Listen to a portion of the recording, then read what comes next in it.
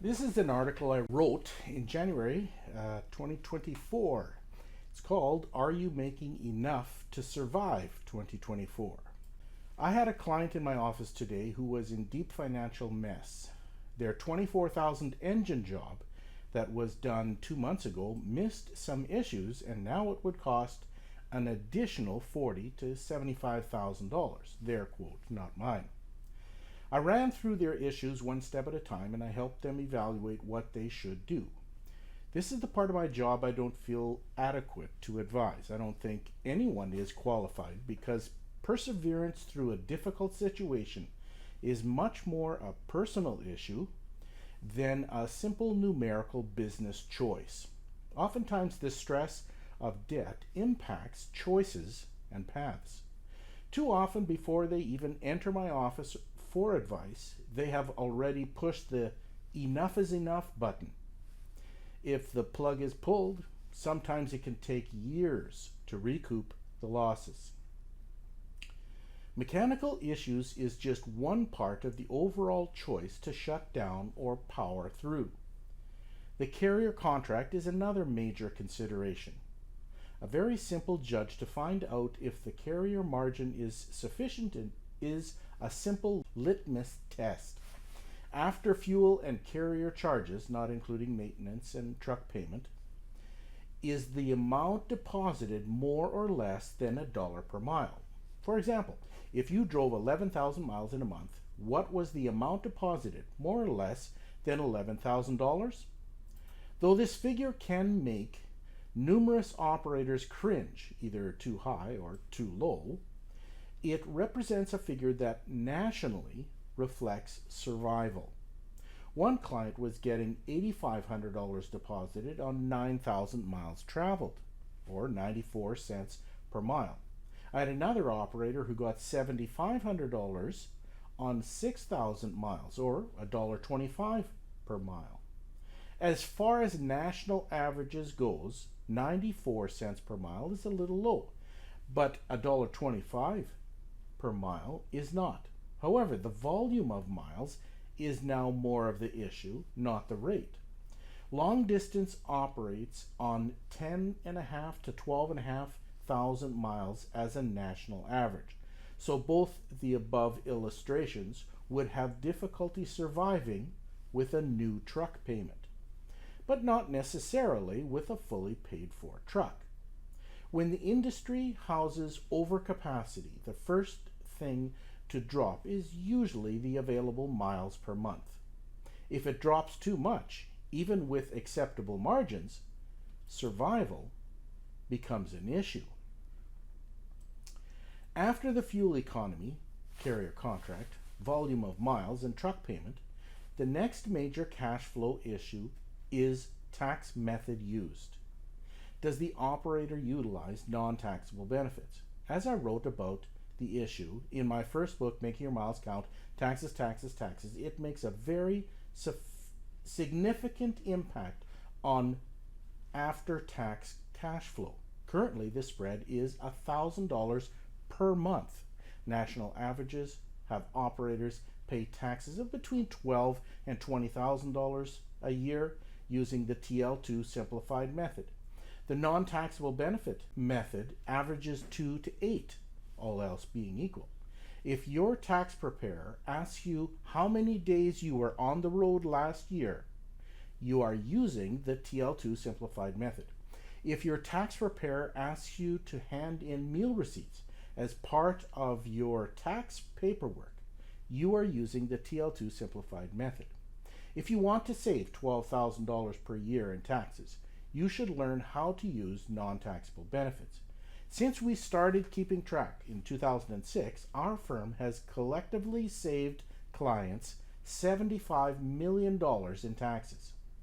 It's not that difficult to calculate the savings if you use the technology available. If your tax preparer doesn't have the technology, contact our firm. Beginning in April 2024, we will be licensing out our system to operators so that your tax preparer can help you fully benefit the best system for operators in Canada. Without a doubt, these times are difficult for some operators. Every penny counts to build after-tax wealth.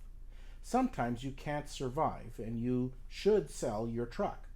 Sometimes all you need is a little tweak to make it work.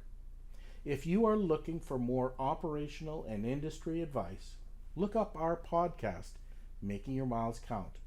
Our long-form podcast can assist you in your business.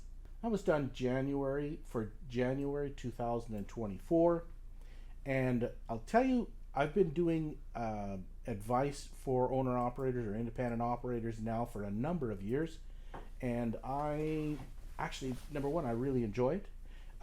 Number two is actually very little changes over the years. Been doing it for over 20 years, and the actual issues do not change that much. Some of the issues have been impacted by, for instance, the increase in the value of a highway tractor. Instead of it, it used to be $100,000 to $125,000 for a highway tractor. Today, now it's like 150, 180, 200, 250.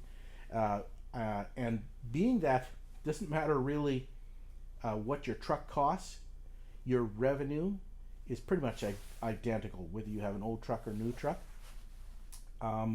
It can significantly skew a person's understanding of maintenance accounts and truck payments and the like. So it's very, very significant changes in the industry if you just look at one or two small little things. But on a big scale, when it comes to taking a look at the whole issue, in the end it comes down to fuel economy, maintenance issues, how much miles are you willing to work, and realistically, and those are very major issues for calculating whether you're going to survive or not.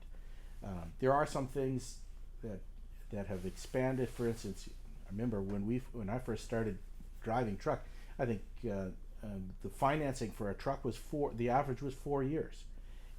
And then it became 5 years, then 6. I've seen 8 or 9 years. Well, if you're financing a truck over 9 years, you are going to have to factor, while you're making payments, you have to factor in major changes, major financial issues like an engine job or tranny or something like that. Because generally speaking, you have to do that within 8 or 9 years. So there are some things that are changing, but in the end, it's just a little bit bigger numbers. In the end, in my opinion, the biggest thing is what's your commitment to the industry, to being successful as an owner-operator, and what are your expectations in cash flow? What are your goals? Probably the bigger thing is your goals. If you have a goal of increasing your lifestyle as much as you possibly can, you more than likely, I would probably advise that you not become an owner-operator. I know that sounds it's counterintuitive to my business as being an accountant for owner-operators, but realistically, your number one goal when you first start being an operator is get out of debt. And that means get your truck completely out of debt. And then on top of that, you have to build up a cash reserve account for maintenance account for long term. And once those two major factors are done, then you can maybe settle back a little bit. But it can take up to a decade to get to that place where your truck is paid for and you have, $30,000, $50,000 in savings for an emergency fund. 10 years. And once you're at that stage, though, your life becomes actually pretty easy, and you can make some sound business advice or business choices in there. So you can do an awful lot once you're at that. But it takes 10 years. And a lot of people say, no, I want it in 1 year, 2 years, 5 years at the most. To build a successful business, an asset-based business, if it could only, if you all it took was 1 or 2 or maybe at the most 3 years, everybody would be doing it. You don't become a financially successful operator in less than 5 years. There are some rare situations where you can do it, but that would mean that both the husband and the wife both are driving. They're both using non-taxable benefits. You can save some very significant money doing that. In 4 years. You can pocket just in tax savings alone $100,000. So it's actually when you're a husband and wife team, it's an exaggeration. Realistically, you can become a success very, very quickly in that situation. But generally, if you're one truck driver and one truck and you're starting your business, you should be vigilant, pushing yourself for good 8 or 10 years. That's the general expectation. Don't think that you're going to be wealthy in 1 or 2 or 3 years or something like that. That's just not how the national averages work. It's a much more of a longer based business. It is lucrative once you get to that 10-year stage, when you can have your highway tractor paid for. You're making 80, 100, sometimes 120% return on your investment. You have good solid cash flow and very safe, good margins. But you have to be in the industry for that long. I mean, there are some industries that you have to be in the industry much longer than that in order to be very successful. As an accountant, it's not if you want to become an accountant, for instance, it takes you 10 years just to get a foundation for your business. And so realistically, if you want a mature business, you got to spend 10 years at something in order to do something really well. Really great book. Oh, shoot, I forgot the name of the book right now. But it's The Outlier, where it talks about exceptional people and stuff like that. If you want to really become a true outlier or a real professional, you got to put 10,000 hours into of your blood, sweat, and tears into something in order to be successful. And The Outlier, that book, The Outlier, explains that 10,000 hours, that's 10 years. And realistically, you want to be a successful owner-operator, 10 years.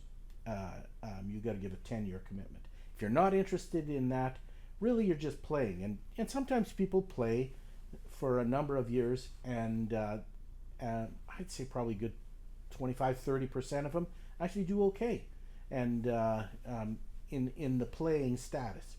But realistically, if you're really serious of becoming a wealthy person, you have to commit 10 years solid to a career in order to truly master that. But anyway, that being said, that was my article for January 2024. Have a good trip.